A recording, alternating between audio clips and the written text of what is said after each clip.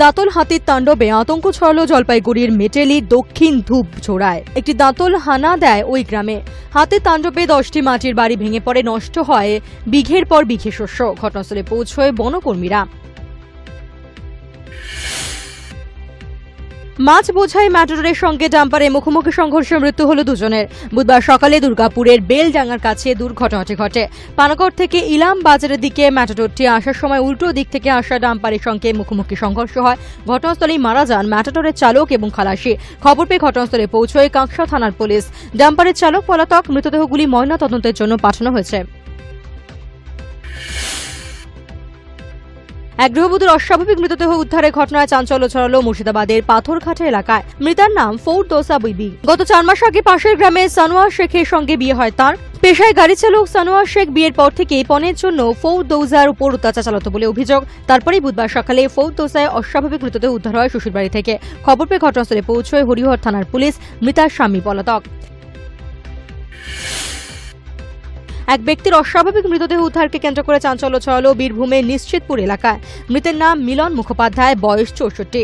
স্থানীয় সূত্রে খবর, স্ত্রীকে নিয়ে রামপুরহাটের নিশ্চিতপুরে এলাকায় মাগুরা রোডে থাকতেন মিলনবাবু। তিনি নলাটেশ্বরী মন্দিরে নৈশ প্রহরীর কাজ করতেন।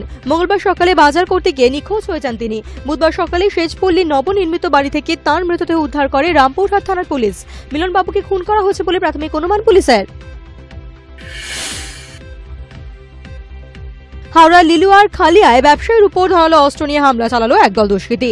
পুলিশ সূত্রে খবর, ইমিটেশনের দোকানদার রমেশ নস্কর প্রতিদিনের মতো মঙ্গলবার রাতেও দোকান বন্ধ করে দোকানের সামনে আড্ডা দিচ্ছিলেন। সে সময় 4-5 জন দুষ্কৃতী চড়াও হয়, ধারালো অস্ত্র দিয়ে রমেশ বাবুকে কোপায় বলে অভিযোগ। আশঙ্কাজনক অবস্থায় তাকে হাওড়া স্টেট জেনারেল হাসপাতালে ভর্তি করা হয়েছে। ঘটনা তদন্তে নেমেছে লিলুয়া থানার পুলিশ। এই ঘটনায় এখনো পর্যন্ত পুলিশ কাউকে গ্রেফতার করতে পারেনি। পথ দুর্ঘটনায় মৃত্যু হল এক ব্যক্তির। বুধবার সকালে দুর্ঘটনাটি ঘটেছে উত্তর দিনাজপুরের কালিয়াগঞ্জ থানার ফতেপুর এলাকার 34 নম্বর জাতীয় সড়কে। মৃত ব্যক্তির নাম নির্মল সরকার। স্থানীয় সূত্রে খবর, বুধবার সকালে নির্মল বাবু সাইকেলে চেপে পঞ্চায়েত প্রধানের সঙ্গে দেখা করতে বাড়ি থেকে বেরিয়েছিলেন। ফেরার পথে বালুরঘাট থেকে শিলিগুড়িগামী একটি বেসরকারি বাস ধাক্কা মারলে ঘটনাস্থলে মৃত্যু হয় তার। এরপর এলাকাবাসী দীর্ঘক্ষণ 34 নম্বর জাতীয় সড়ক অবরোধ করে বিক্ষোভ দেখাতে থাকে। অবরোধে ছিল দীর্ঘক্ষণ যানজটের সৃষ্টি হয়। কালিয়াগঞ্জ থানার পুলিশ ঘটনাস্থলে গিয়ে অবরোধ তুলে দেয়। শিলিগুড়ি মহকুমা শাসক দীপা পি প্রিয়ার বিরুদ্ধে রেশন বিলের ক্ষেত্রে অনিয়মের তদন্তে পক্ষপাতিত্ব করার অভিযোগ উঠল। অভিযোগ, নকশালবাড়ির রেশন ডিলার রঞ্জন ভৌমিকের বিরুদ্ধে অনিয়মের অভিযোগ ওঠায় ওই রেশন ডিলারের 2টি দোকানই সিল করে দিয়েছে প্রশাসন।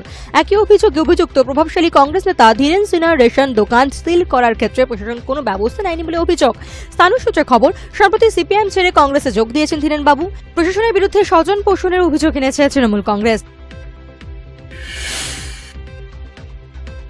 এলাকার মানুষের সঙ্গে জনসংযোগ বাড়াতে একটা বিশেষ ট্রেনিং এর ব্যবস্থা করল বিএসএফ। উত্তর 24 পরগনার বনগাঁ সীমান্তবর্তী এলাকায় 125 জন ছেলেমেয়েকে নির্বাচন করা হয়েছে ট্রেনিং এর জন্য।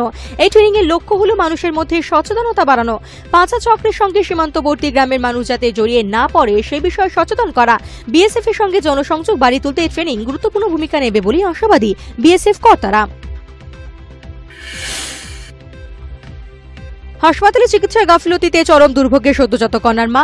সন্তান জন্মের বেশ কিছুদিন পরেও পেটে ব্যথা না কমায় অন্য হাসপাতালে চিকিৎসা করাতে গিয়ে ধরা পড়ে তার পেটে রয়েছে স্যানিটারি প্যাড।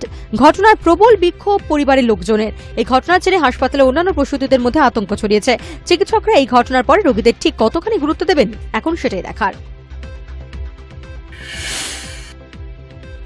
লালমাটি দেশের প্রাকৃতিক সৌন্দর্য উপভোগ চান, আর সেই জায়গা যদি একটু নিরিবিলি হয় তাহলে তো কথাই নেই। ঝাড়গ্রামের চিল্কিগড় এমন একটি জায়গা যেখানে প্রচারের আলো এখনো সেভাবে পড়েনি, তাই একটু নিভৃতে কাটাতে চাইলে ঘুরে আসতেই পারেন চিল্কিগড়। রাজ্য সরকার এখন এই এলাকায় উন্নয়নের জন্য পর্যটন শিল্পের উপরই জোর দেয়। রাজ্য সরকারের এই উদ্যোগকে স্বাগত জানিয়েছে এলাকার মানুষ। জঙ্গলমহলে শান্তি ফিরতেই এই পর্যটন স্থলগুলিতে ভিড় জমাতে শুরু করেছে প্রকৃতিপ্রেমীরা।